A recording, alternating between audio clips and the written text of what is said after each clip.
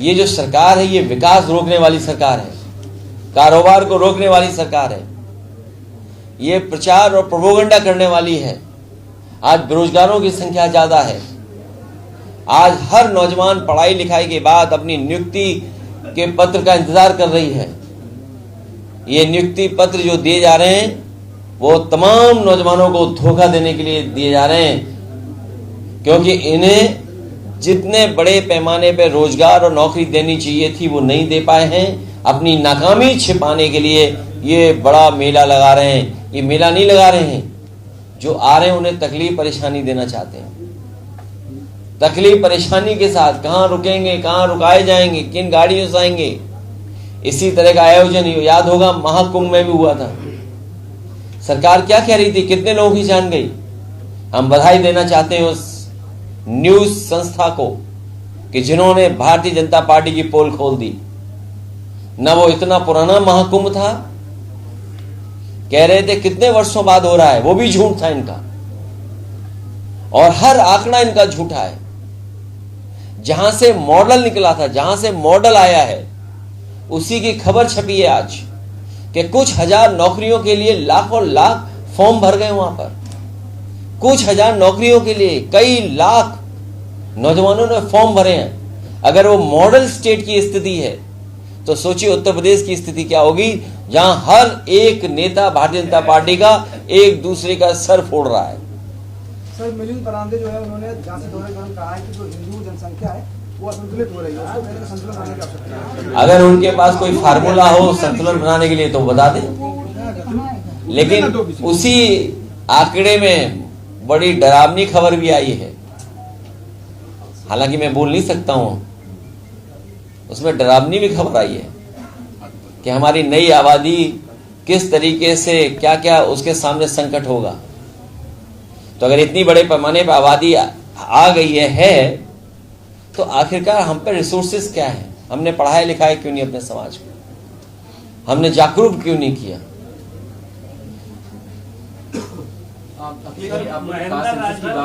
Karnataka government अब फिर से कास्ट सेंसस कर रही बीजेपी के। मुझे खुशी है इस बात की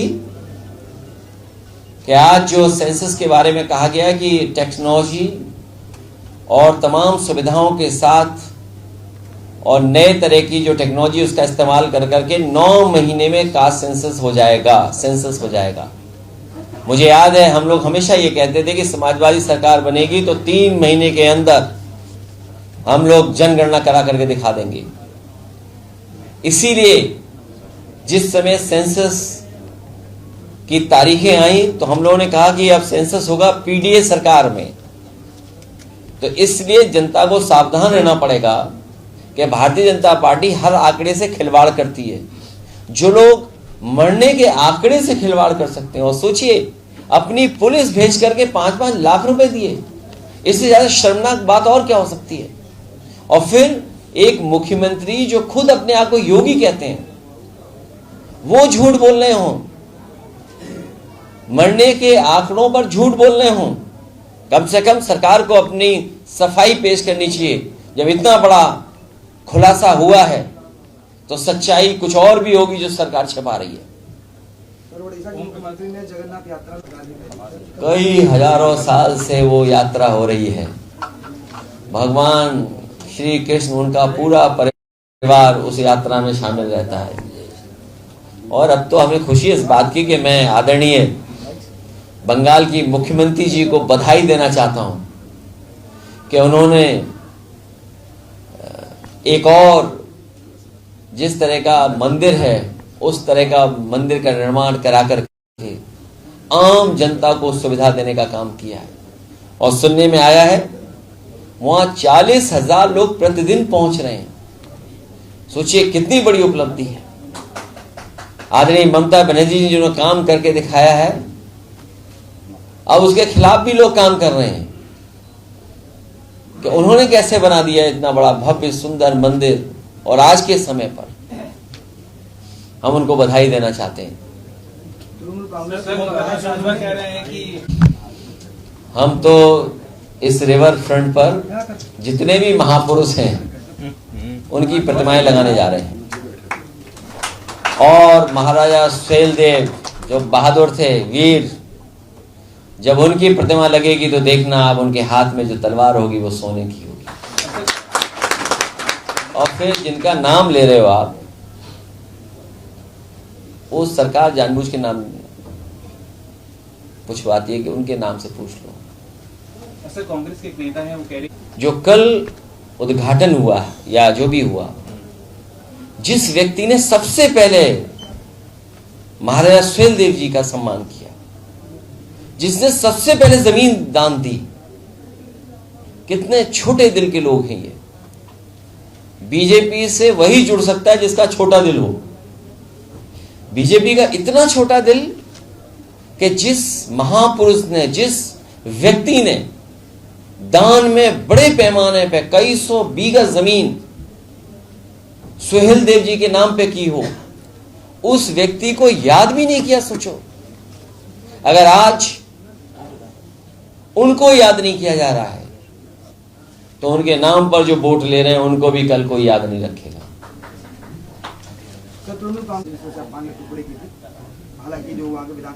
अब देखो, बंगाल के बारे में तो मैंने बधाई दे दी उन्हें कि उन्होंने बहुत अच्छा मंदिर बनाया है भगवान जगन्नाथ का, उसके लिए बहुत बधाई उन्हें।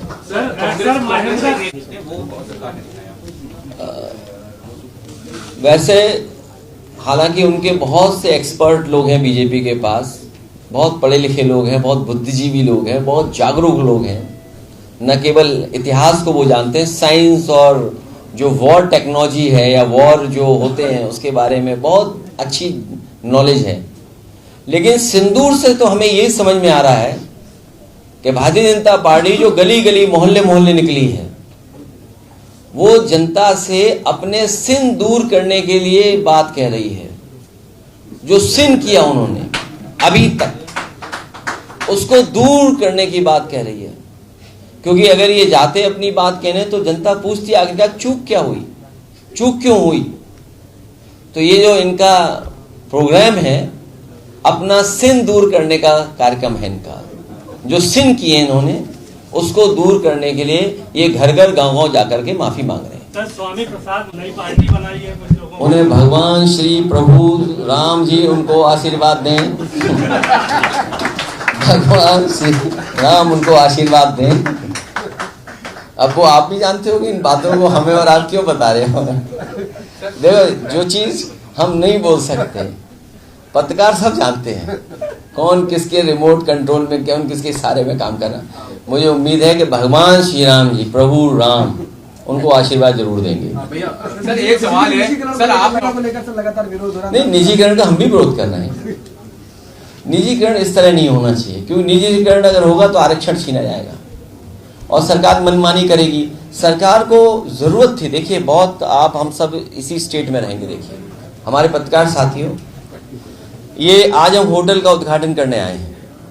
अगर इनका बिजली का बिल आधा हो जाए तो इनका मुनाफा बढ़ जाएगा। हमारे घर परिवार के लोग अगर बिजली का बिल आधा हो जाए तो उनका जीवन स्तर और बेहतर हो जाएगा। ये जो बड़े बड़े कारोबार हो रहे हैं जिसका हम कंपटीशन नहीं कर पा रहे हैं, हम क्यों नहीं मुकाबला कर पा रहे हैं? क्योंकि हमारी प्रोडक्शन कॉस्ट बढ़ रही है।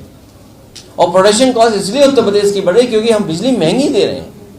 ये जो 11 साल की उपलब्धि और उत्तर प्रदेश की 9 साल की उपलब्धि, अगर केवल इन्होंने बिजली के कारखाने लगा दिए होते और बिजली सस्ती कर दी होती तो दुनिया को टक्कर उत्तर प्रदेश ही दे देता। भारत के साथ उत्तर प्रदेश न जाने कहां पहुंच गया होता। सर, ओम प्रकाश तो ये कर रहे हैं क्योंकि बिजली इन्होंने बनाई नहीं। और आपके भी स्टूडियो चलते होंगे, मॉल चलते हैं, अस्पताल हैं, आपका भी चैनल का मुनाफा बढ़ जाता क्योंकि स्टूडियो में बहुत बिजली खर्च होती है। पता करना, आपका जब स्टूडियो चलता है तो बहुत बिजली खर्च होती है। और अगर बिजली का बिल आपको आधा देना पड़े तो आपका भी वेतन बढ़ जाएगा। तो आप भी दावा कर सकते हो कि भाई जब आपको मुनाफा ज़्यादा हो रहा है तो हमारा वेतन भी बढ़ाइए। हमें गर्मी में जाके इंटरव्यू लेना पड़ता है, गर्मी में भागदौड़ करनी पड़ती है। तो सोचिए बिजली से कितना मुनाफा होता है। ये मुनाफा नहीं कर रहे हैं, ये हमारे कारखाने लगे लगाए पूरा बिजली बेचे दे रहे हैं। दुख की बात है, बहुत दुख की बात है कि एयर इंडिया का एयरक्राफ्ट क्रैश हुआ है। और जब एयरक्राफ्ट क्रैश होता है तो घटना बहुत बड़ी होती है। इसलिए इस समय पर इतनी जानकारी मिली है, तो हमारी अपील यही होगी सरकार से, हालांकि सरकार खुद कोशिश कर रही होगी कि सभी यात्रियों को बचाएं, सुरक्षित पहुंचाएं और उनका इलाज हो। और हमारी भगवान से ये प्रार्थना है कि अगर इतना बड़ा एक्सीडेंट हुआ है तो किसी की जान न गई हो और हमारे पायलट भी सुरक्षित रहे हो। सर, आपके ऊपर कि आपने महेंद्र राजभर को पैसा दिया था उनकी पार्टी को तोड़ने के लिए, उसी में मारपीट। आजा सुनिए, उनकी पार्टी अगर तोड़नी होगी तो 2 मिनट में तोड़ देंगे पार्टी और महेंद्र राजभर हमें नहीं चाहिए पार्टी तोड़ने के लिए। और समय आएगा तो देखना वो खुद भागते हुए इधर ही आएंगे। वो अपना ब्लैकमेल कर रहे हैं, ऐसा कह के वहां भाव बढ़ा रहे हैं